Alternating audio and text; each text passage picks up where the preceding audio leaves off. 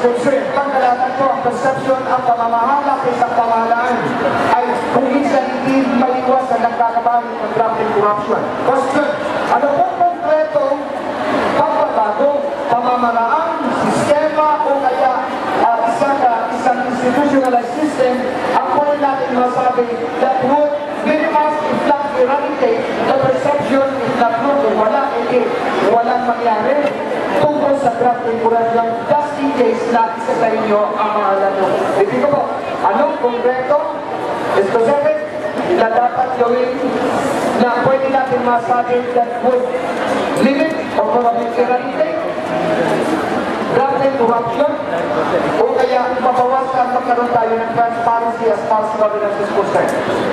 Okay? So, kanina nag-umpisa tayo kay Mr. Velasco, tama po?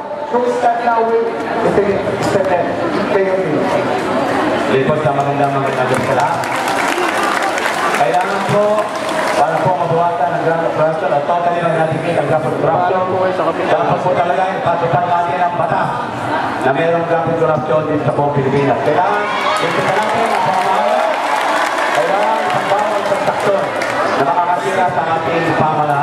At sa lahat, dapat talaga gagamitin ang kamay na bakal para sa lahat ng mga empleyado sumunod sa tatahan ng batas. Yan po ang gagawin natin.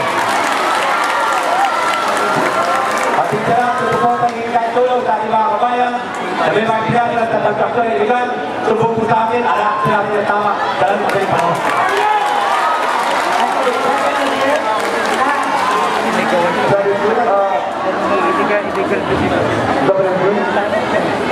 Same question. Maraming salamat po.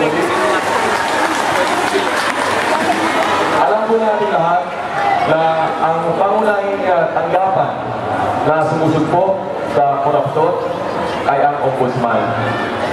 Siguro po, nabalitaan nyo na kamakailan lang, pinarangalan po tayo ng ombudsman.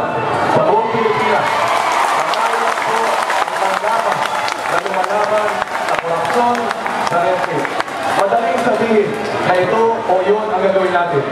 Ngunit mas magandang marinig natin sa ibang ahensya o ibang grupo kung tayo nga ay sumusunod sa kanilang pangunahing mandato na sumpuin ang korupsyon.